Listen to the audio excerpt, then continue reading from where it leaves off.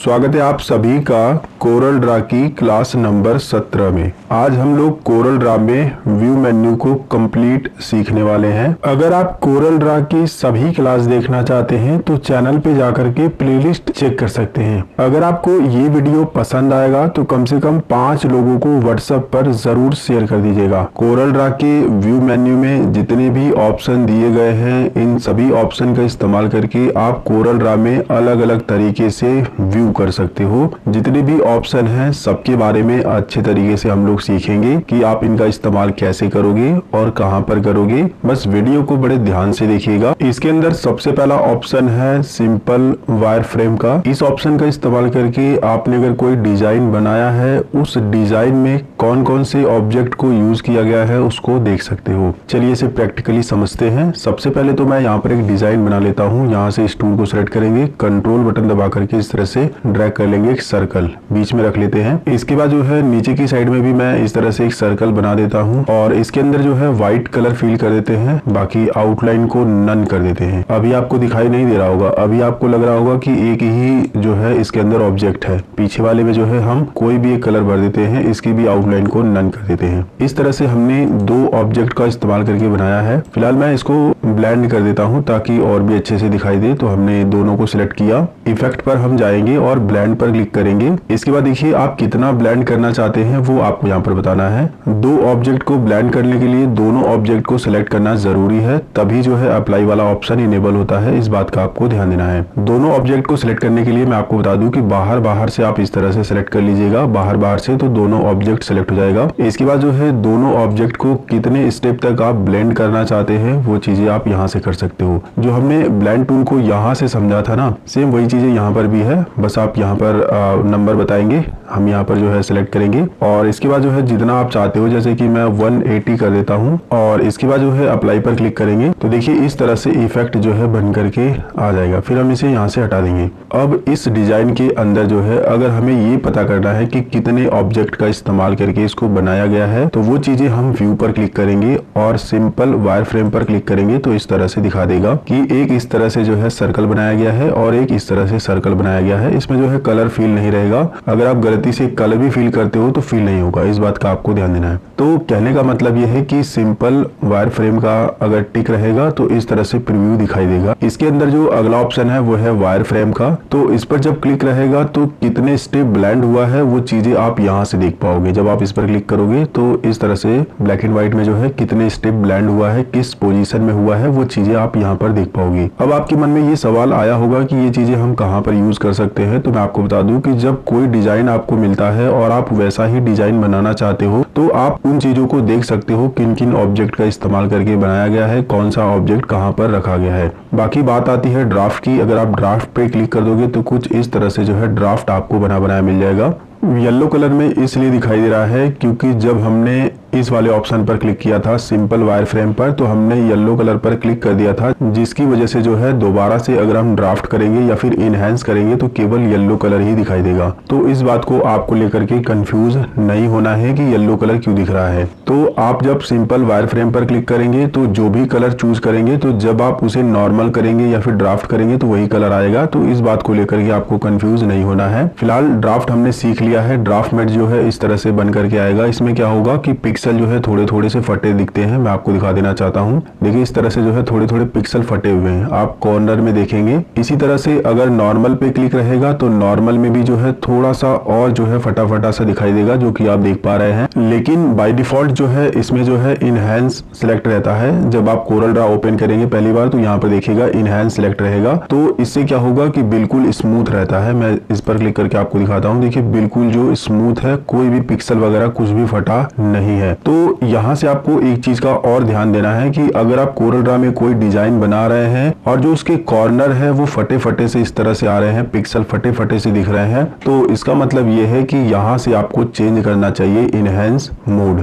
इसके बाद जो है सारी चीजें सही हो जाएगी। फिर से जो है पीछे जाने के लिए बिल्कुल प्रॉपर पेज के साइज में शिफ्ट के साथ F4 बटन को प्रेस कर दोगे, बिल्कुल प्रॉपर साइज के पेज में आ जाओगे। तो इस तरह से ये चीजें काम करती है। फिलहाल आपको बाय डिफॉल्ट इनहेंस ही रहने देना है। इसमें जो अगला ऑप्शन है फुल स्क्रीन प्रीव्यू का, जिसकी शॉर्टकट भी बताई गई है F9। जब आप कोरल ड्रा में कोई डिजाइन बनाते हो और उसको जो है फुल स्क्रीन करके प्रीव्यू चेक करना चाहते हो तो आप इस पर क्लिक करेंगे या फिर कीबोर्ड से सीधा सीधा F9 बटन को प्रेस कर देंगे। तो चलिए हम इस पर क्लिक करते हैं। तो देखिए हमारे सामने जो है फुल स्क्रीन प्रीव्यू जो है खुल गया है। ये चीजें कब काम आती है? जब हमें डिजाइन को जो है बड़े साइज में देख करके अच्छे से एनालाइज करना होता है। ज्यादातर फुल स्क्रीन को मैं जो है जब कोरल ड्रा में कोई शादी का डिजाइन करता हूं तो उसको फुल स्क्रीन में करके उसका स्क्रीनशॉट ले लेता हूं या फिर मोबाइल फोन से खींच करके ग्राहक को देता हूं। अलग अलग तरह से आप यूज कर सकते हो फुल स्क्रीन को। बाकी फुल स्क्रीन से बाहर जाने के लिए आप एस्केप की बटन दबा सकते हो या फिर पेज के बाहर कहीं पर भी एक बार क्लिक कर दोगे तो फुल स्क्रीन के आप जो है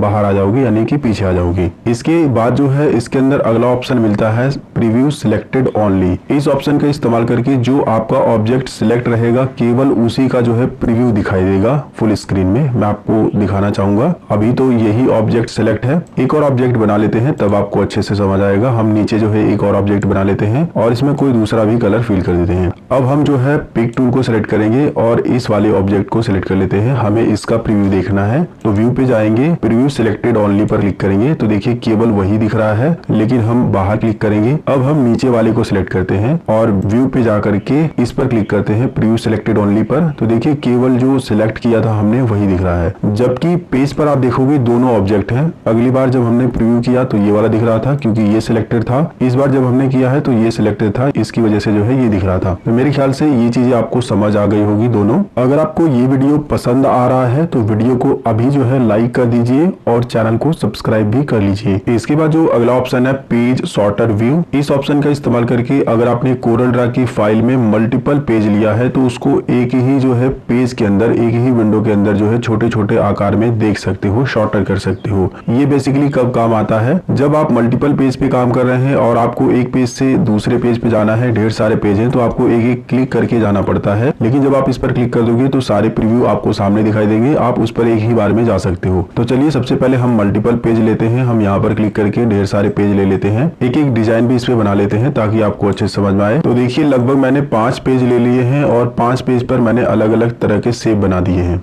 अब मुझे सभी पेज को एक ही में देखना है, यानी कि एक ही विंडो में, तो ये ऑप्शन काम करता है पेज शॉर्टर व्यू। हम इस पर क्लिक करेंगे तो देखिए सारे के सारे पेज दिखाई दे रहे हैं। इससे जो है हम जिस भी पेज पर क्लिक करेंगे उसी पेज पर जो है डायरेक्ट जा सकते हैं। बस हम उस पर क्लिक कर देंगे डबल। तो ये भी जो है काफी कमाल का ऑप्शन है पेज शॉर्टर व्यू। आपने जितने भी पेज लिए होंगे सब दिखाई देगा। बाकी आप किसी भी पेज पर डायरेक्ट जंप करना चाहते हो तो डबल क्लिक करके जा सकते हो। इसके बाद जो अगला ऑप्शन है वो है रूलर्स का।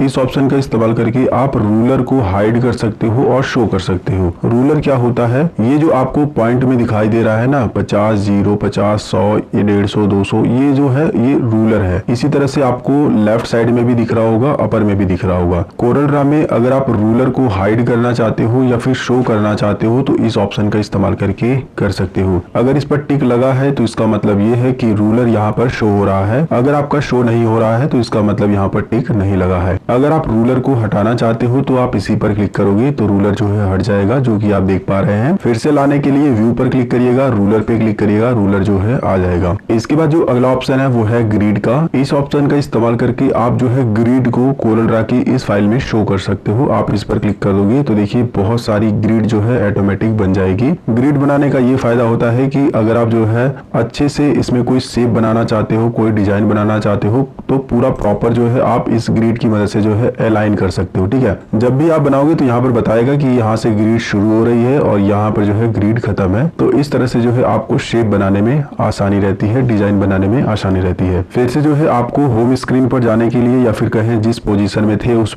पोजीशन में जाने के लिए शिफ्ट के साथ F4 बटन को प्रेस कर देना है तो आप उसी पोजीशन में आ जाएंगे। इसके बाद जो है अगर आपको ग्रिड को हाइड करना है तो आप इसी ऑप्शन पर दोबारा क्लिक कर देंगे तो ग्रिड जो है हाइड हो जाती है। फिलहाल इन दोनों को डिलीट करने के लिए दोनों को सिलेक्ट करिए, डिलीट बटन दबा दीजिए। इसके बाद जो अगला ऑप्शन है वो है गाइडलाइन का। ये जब चेक रहेगा यानी इस पर टिक लगा हुआ है तो आपकी गाइडलाइन जो है शो होगी। अगर आपकी गाइडलाइन शो नहीं हो रही है तो इसका मतलब ये है कि टिक नहीं लगा है। अब ये गाइडलाइन क्या होती है मैं आपको बताना चाहूंगा कि ये जो रूलर है यही से पकड़ करके आप इस तरह से माउस का लेफ्ट क्लिक करके एक गाइडलाइन खींच सकते हो। एक क्या मल्टीपल गाइडलाइन खींच सकते हो। इस तरह से गाइडलाइन का इस्तेमाल करके कोई भी डिजाइन बनाने में उसको एक लाइन में सेट करने में काफी आसानी होती है। आप इस वाले रूलर से भी भी गाइडलाइन को खींच सकते हो इस तरह से, और इस वाले रूलर से भी वर्टिकली इस तरह से खींच सकते हो। ठीक है, ऐसे भी कर सकते हो, बाकी आप वैसे भी कर सकते हो। देखिए इस तरह से हमने खींच दी। अगर आप जो है इस गाइडलाइन को हाइड करना चाहते हो तो आप जो है इस ऑप्शन पर बस क्लिक कर दोगे तो गाइडलाइन जो है हाइड हो जाएगी। अगर आप गाइडलाइन खींच रहे हो इस तरह से और गाइडलाइन शो नहीं हो रही है, बार बार आप प्रयास कर रहे हो, इस तरह से गाइडलाइन दिखाई नहीं दे रही है, तो इसका साफ साफ ये मतलब है कि गाइडलाइन का जो ऑप्शन है वो हाइड है। तो आपको बस इस पर क्लिक करना होगा, गाइडलाइन जो है शो हो जाएगी, जो कि आप देख पा रहे हैं। इसके बाद जो है गाइडलाइन को डिलीट करने के लिए आप गाइडलाइन को इस तरह से क्लिक करके सिलेक्ट करेंगे, ये थोड़ा सा रेड कलर में हो जाती है। इसके बाद डिलीट बटन को प्रेस कर दोगे तो डिलीट हो जाएगी। अगर आप मल्टीपल गाइडलाइन को यानी एक से ज्यादा गाइडलाइन को एक ही बार में सिलेक्ट करके डिलीट करना चाहते हैं तो मैंने आपको बता दिया है कि एडिट में जाना है और सिलेक्ट ऑल में क्लिक करना है,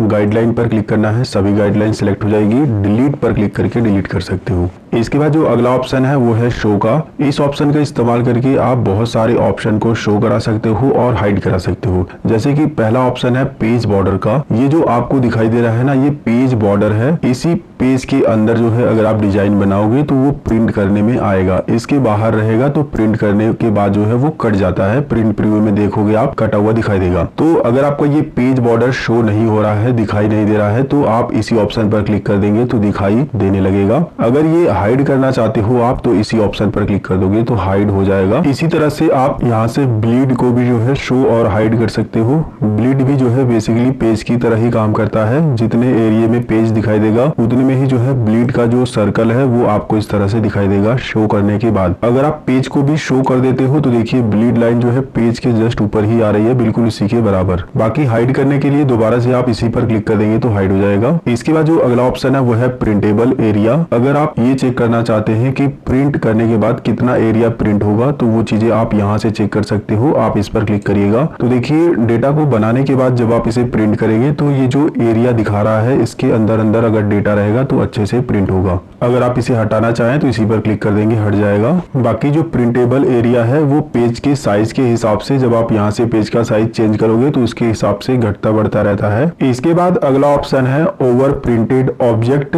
इस ऑप्शन का इस्तेमाल करके अगर आपने ऑब्जेक्ट में ओवर प्रिंटेड फील इस्तेमाल किया है तो उसको देख सकते हो। इसे प्रैक्टिकली भी समझ लेते हैं, वैसे इसका ज्यादातर यूज नहीं होता है लेकिन मैं आपको समझा देता हूँ। सबसे पहले हम ऑब्जेक्ट को सिलेक्ट करेंगे, एडिट में जाएंगे और यहाँ पर आपको ओवर प्रिंट फील मिलेगा। इसके बारे में मैंने आपको बताया था जब एडिट मेन्यू पढ़ाया था। जब आप इस पर क्लिक कर देंगे तो ये ओवर प्रिंटेड फील हो जाएगा। अगर आप ये देखना चाहते हैं कि ये ओवर प्रिंटेड फील है कि नहीं तो इसके लिए आप व्यू पर क्लिक करेंगे, शो पर जाएंगे और इस ऑप्शन पर बस एक बार क्लिक कर देंगे। क्लिक करने के बाद जो है देखिए ये ओवर प्रिंटेड फील था जिसकी वजह से जो है इस तरह से शो हो रहा है। अगर आप जो है इसे हटा देंगे, जैसे कि ये इनेबल है, इस पर हटा दीजिए, तो अब जो है आप कितनी बार भी इस पर क्लिक करेंगे इसका कोई फर्क नहीं पड़ेगा क्योंकि ये ओवर प्रिंटेड फील नहीं है। देखिए मैं क्लिक करके हटा भी दे रहा हूँ और या फिर जो है क्लिक करके अप्लाई भी कर दे रहा हूँ तो वो जो है शो नहीं हो रहा है। तो मेरे ख्याल से ये चीजें आपको समझ आ गई होगी। इसके बाद है अगला ऑप्शन टेक्स्ट फ्रेम का। इस ऑप्शन का इस्तेमाल करके अगर आप टेक्स्ट फ्रेम का इस्तेमाल करके टेक्स्ट को लिख रहे हैं तो उसको जो है शो और हाइड कर सकते हो। फिलहाल हम इस पर क्लिक करके इसको इनेबल कर देते हैं और यहाँ से जो है क्लिक जो है हम ये वाले शेप को ले लेते हैं। इसमें एक कलर पहले से ही फिल है। रोल ओवर यूज करने के लिए हमको इफेक्ट में जाना होगा और यहाँ पर जो है रोल ओवर का ऑप्शन आपको मिल जाएगा, आप इस पर क्लिक करिएगा। ये अगर आपका क्रिएट रोल ओवर डिसेबल है तो इसका मतलब ये है कि आपने पहले ही इस पर क्लिक कर दिया है, तो अभी आपको इस पर क्लिक नहीं करना है। ठीक है, अभी जैसा है वैसे ही रहने दीजिएगा। शेप पर क्लिक करिएगा, जो भी शेप रहेगा उसके अंदर कलर फिल कर लीजिएगा कोई भी। इसके बाद जो है इफेक्ट में जाकर के रोल ओवर पर क्लिक करिएगा और क्रिएट रोल ओवर पर क्लिक कर दीजिएगा, तो इसके बाद जो है वो क्रिएट हो जाएगा। इसके बाद जो है दोबारा से आपको इसी में जाना है। फिर जब आप रोल ओवर पे जाओगे तो यहाँ पर आपको extract roll over object option मिल जाएगा। तो इसके बारे में हम जब इफेक्ट वाले ऑप्शन को समझेंगे तब मैं आपको बता दूंगा। फिलहाल इसके अंदर आपको एडिट रोल ओवर मिलेगा, आप इस पर क्लिक करिएगा। रोल ओवर को एडिट करने के लिए आपके सामने ऑप्शन आ जाएगा इस तरह से। यहाँ पर कुछ चीजों को समझिए, नॉर्मल यही रहेगा। इसके बाद आप इस पर क्लिक करिएगा, ओवर पर क्लिक करिएगा। जब आप इस पे माउस पॉइंटर लेके जाएंगे तो कौन सा कलर बदलेगा वो चीजें आप आप यहाँ पर ओवर पर क्लिक करके कलर चेंज करोगे। तो फिलहाल मैं ये वाला कलर रख लेता हूँ सियान, और इसके बाद जो है आपको डाउन वाले पे क्लिक करना है। देखिए यहाँ पर बताया भी गया है कि नॉर्मल दिखेगा वैसा रेड कलर वाला जो मैंने अभी आपको दिखाया। जब इस पे आप माउस पॉइंटर लेके जाएंगे तो ये वाला कलर दिखेगा। जब आप इस पर क्लिक करोगे तो कौन सा कलर दिखेगा वो आपको डाउन वाले को सिलेक्ट करके बताना है। तो क्लिक करने के बाद मैं ग्रीन को ही सिलेक्ट कर लेता हूँ। इसके बाद कुछ नहीं करना है, बाकी सारी सेटिंग हम जब इफेक्ट मेन्यू को पढ़ेंगे तब मैं आपको बता दूंगा। इसके बाद जो है इसी के बगल में जो है आपको फिनिश एडिटिंग रोल ओवर का जो ऑप्शन है वो मिल जाएगा, सही का निशान होगा, इस पर बस क्लिक कर दीजिएगा। क्लिक करने के बाद जो है इसकी एडिटिंग जो है फिनिश हो जाएगी। अब आपका काम हो गया है। अब मैं आपको इसका एग्जांपल दिखा देता हूं। हम व्यू पर क्लिक करेंगे और इनेबल रोल ओवर पर क्लिक करेंगे। अब जो है इसमें अप्लाई हो गया है। अभी देखिए ये रेड कलर का है, मैं जैसे ही इस पे माउस पॉइंटर लेके जाता हूं तो सियान कलर का हो जा रहा है। एक बार क्लिक करने के बाद देखिए ग्रीन कलर का हो गया था। ठीक है, देखिए यहाँ पर ग्रीन कलर का हो जा रहा है ना, और बाहर रहेगा तो रेड कलर का रहेगा। इस तरह से स्टाइल वाले जो बटन है आपने देखे होंगे कि क्लिक करने के बाद कुछ दूसरा कलर हो जाता है और उस पे ले जाने के बाद दूसरा कलर हो जाता है। तो इस तरह से डिजाइन जो है आप रोल ओवर का इस्तेमाल करके बना सकते हो। फिलहाल हम यहाँ से बंद कर देते हैं। जिस ऑब्जेक्ट में आपने रोल ओवर इस्तेमाल किया है, अगर आप उस ऑब्जेक्ट को डिलीट करना चाहते हो तो इनेबल रोल ओवर को आपको अनचेक करना होगा, यानी इसे डिसेबल करना होगा। इसके बाद जो है आप ऑब्जेक्ट को डिलीट कर पाओगे। फिलहाल हम यहाँ पर रख देते हैं। इसके बाद अगला ऑप्शन है स्नैप टू ग्रिड। इस ऑप्शन पर अगर टिक रहेगा तो जो भी आप ऑब्जेक्ट बनाओगे कहाँ से ग्रिड शुरू हो रही है वो आपको जो है साइन दिखता रहेगा। जैसे कि इस ऑप्शन पर क्लिक है तो अगर हम जो है कोई भी ऑब्जेक्ट बनाते हैं, जैसे कि हम इस टूल को सिलेक्ट करके इस तरह से ऑब्जेक्ट बना लेते हैं, या फिर जो है आप पूरे पेज में कहीं पर भी माउस पॉइंटर को लेके जाइएगा तो देखिए आपके माउस पॉइंटर के जस्ट बगल में जो है ग्रिड लिख करके आ रहा है। इसका ये संकेत है कि यहाँ से जो है ग्रिड शुरू हो रही है। जहां जहां पर आप माउस पॉइंटर लेके जाओगे वहां पर ग्रिड लिख करके आएगा। लेकिन अगर ये ऑप्शन डिसेबल रहेगा, जैसे कि हम डिसेबल कर देते हैं, तो अब आप माउस पॉइंटर कहीं भी लेके जाओ कोई भी जो है आपको ग्रिड लिखा हुआ नहीं मिलेगा। इसी तरह से ये भी काम करता है स्नैप टू गाइडलाइन। जब इस ऑप्शन पर क्लिक रहेगा तो जो भी आप गाइडलाइन इस तरह से खींचोगे, गाइडलाइन को खींचने के बाद अगर आप गाइडलाइन पे लेके जाओगे तो EDGE लिखा हुआ आपको मिलेगा। देखिए इस तरह से लिखा हुआ मिल रहा है। इसका मतलब ये है कि आप गाइडलाइन के ठीक ऊपर हैं, और अगर आप जो है यहाँ से माउस का लेफ्ट क्लिक करके किसी भी ऑब्जेक्ट को खींचते हैं तो बिल्कुल जो है गाइडलाइन के ऊपर जो है ये खिंचाएगा, मतलब कि बनेगा। तो ये फायदा होता है स्नैप टू गाइडलाइन का। अगर यही चीजें मैं डिसेबल कर देता हूँ, फिलहाल मैं यहाँ से डिसेबल करके भी आपको दिखा देता हूँ, इसे हटा देते हैं। अब अगर मैं यहाँ पे लेके जा रहा हूँ तो देखिए मुझे जो है कोई भी यहाँ पर संकेत नहीं मिल रहा है कि मैं बिल्कुल गाइडलाइन पे ही हूँ या फिर अगल बगल हूँ, कुछ भी नहीं मिल रहा है। ठीक है, तो ये चीजें मेरे ख्याल से आपको समझ आ रही होगी स्नैप टू गाइडलाइन। इसी तरह से स्नैप टू ऑब्जेक्ट काम करता है। फिलहाल इस पर टिक लगा हुआ है, तो टिक लगा रहेगा तो ये ऑब्जेक्ट पर जब आप ड्रॉ करोगे तो ये बताएगा। देखिए यहाँ पर जो है बिल्कुल इस वाली लाइन के ऊपर है हम। अगर इस ऑब्जेक्ट के बिल्कुल सेंटर से हमें लाइन खींचनी है तो थोड़ा सा इधर लेके जाएंगे तो वहां पर देखिए मिड पॉइंट आ गया है, यानी कि ये जो ऑब्जेक्ट बना हुआ है इसका मिड पॉइंट यहाँ पर है। यहाँ से अगर हम कोई लाइन खींचेंगे तो बिल्कुल सेंटर में आएगी। इसी तरह से आप जो है जिधर भी लेके जाओगे वो सारी चीजें यहाँ पर इंडिकेट करेगा। EDGE लिखा है, इसका मतलब ये है कि हम इस आउटलाइन पर हैं। ठीक है, इस आउटलाइन से अगर हमें कोई और ऑब्जेक्ट बनाना है या फिर लाइन खींचनी है तो हम इस तरह से खींचेंगे तो बिल्कुल उसी वाले पर बनेगा। तो मेरे ख्याल से ये भी चीजें आपको समझ आ गई होगी। स्नैप टू ऑब्जेक्ट, ऑब्जेक्ट पर ये काम करता है, ये जो है गाइडलाइन पे काम करता है और ये जो है ग्रिड पे काम करता है। इसके बाद आपको डायनेमिक गाइड का ऑप्शन मिल जाता है। इस ऑप्शन का भी इस्तेमाल करके जो डायनेमिक गाइड है उसको आप शो और हाइड कर सकते हो। जब इस पर टिक लगा दोगे तो ये जो है ऑन हो जाएगा। इसके बाद जो है जो भी आप ऑब्जेक्ट बनाओगे उसमें अगर आप कोई दूसरे ऑब्जेक्ट से कुछ भी बनाना चाहोगे तो आपको इस तरह से जो है डायनेमिक गाइड जो है मिलती रहेगी, जो कि आप देख पा रहे हैं हमें ये गाइड कर रहा है। लेकिन अगर ये डिसेबल रहेगा, जैसे कि हम डिसेबल कर देते हैं, तो आप देखिए वो जो है गाइड अब आपको कहीं पर भी नहीं मिल रही है। तो यहाँ से आप इन चारों ऑप्शन को शो कर सकते हो और हाइड कर सकते हो। इसमें से जो भी ऑप्शन आपको यूज करना हो बस आपको उस पर टिक लगाना होता है। बाय डिफॉल्ट मेरा ग्रिड और ऑब्जेक्ट बाय टिक था पहले से ही, तो हमने उसे ही रखा है। बाकी आप अपने हिसाब से सेट कर लीजिएगा। इसके बाद आपको ग्रिड एंड रूलर सेटअप मिल जाता है, तो यहाँ से आप क्लिक करके ग्रिड को सेटअप कर सकते हो। यहाँ से जो है आपको सेटिंग करने का ऑप्शन मिल जाता है। जो हॉरिजॉन्टल ग्रिड लाइन की जो लाइन आ रही है और वर्टिकल जो आ रही है वो कितने इंच पर आएगी वो यहाँ पर बाय डिफॉल्ट दिया गया है। बाकी आप इस पर क्लिक करके उसको चेंज भी कर सकते हो। तो ये ग्रिड की जो सेटिंग है वो है। इसी तरह से गाइडलाइन को सेटअप कर सकते हो। बस आप इस पर क्लिक करोगे तो गाइडलाइन का सेटअप खुल जाएगा। इसमें भी कुछ ज्यादा छेड़खानी आपको नहीं करनी चाहिए। और इसी तरह से अगला ऑप्शन आपको मिलता है स्नैप टू ऑब्जेक्ट सेटअप का। तो इस ऑप्शन पर क्लिक करके जो ऑब्जेक्ट सेटअप है ये वाला, इसको भी जो है आप यहाँ से उसका सेटअप को चेंज कर सकते हो। बस आप इस पर क्लिक करोगे तो यहाँ पर जो है सारी सेटिंग मिल जाएगी। मेरे ख्याल से ये भी चीजें आपको छेड़ना नहीं चाहिए। देखिए ये जो है सारे के सारे इंडिकेटर जो है आपको बताए गए हैं, सब पर जो है टिक लगा हुआ है। आप चाहो तो इस पर क्लिक करके हटा सकते हो। ठीक है, इस तरह से। फिलहाल मैं तो ये कहूंगा कि आपको जो है इसके अंदर कोई भी छेड़खानी नहीं करनी चाहिए। इसी तरह से आप डायनेमिक गाइड का भी सेटअप यहाँ से कर सकते हो। कहने का मतलब ये है दोस्तों कि ग्रिड, गाइडलाइन, ऑब्जेक्ट और डायनेमिक गाइड ये जो ऑप्शन है, इनका अगर आपको सेटअप करना है तो आप यहाँ से जो है क्लिक करके उन्हें चेंज कर सकते हो अपने हिसाब से। मैं तो आपसे ये कहना चाहूंगा कि आपको इसमें कुछ भी छेड़खानी नहीं करनी चाहिए। बाय डिफॉल्ट जो कोरल ड्रा की तरफ से सेटिंग है वही रहने देना चाहिए। इसी तरह से व्यू मेन्यू में जितने भी ऑप्शन दिए गए हैं, हमने एक एक ऑप्शन को अच्छी तरह से समझ लिया है। अगर आपको इन ऑप्शन में से कोई भी ऑप्शन के बारे में समझ न आया हो तो नीचे कमेंट करके जरूर बताइएगा। अगर ये वीडियो आपको पसंद आया है तो वीडियो को लाइक, शेयर, सब्सक्राइब कर दीजिएगा। अगर आपके मन में कोई सवाल है तो नीचे कमेंट जरूर करिएगा। मिलेंगे एक नई वीडियो में एक नई जानकारी के साथ।